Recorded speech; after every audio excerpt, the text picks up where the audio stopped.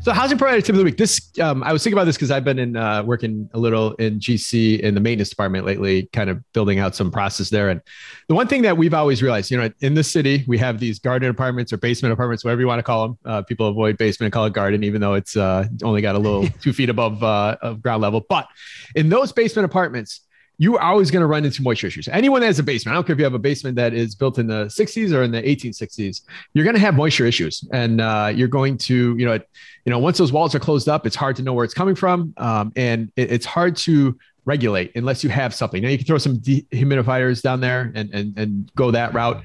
But, we have taken practice over the years of putting central AC in these basement units to at least keep airflow going. Because a lot of times you can't put window units in some of these basement units. You usually run into two problems eventually if you have a basement unit. You're either going to have some sort of moisture issues where the tenant's going to complain, or you're going to have some sort of moisture issue where the tenant doesn't complain and you don't find out till it's a huge problem.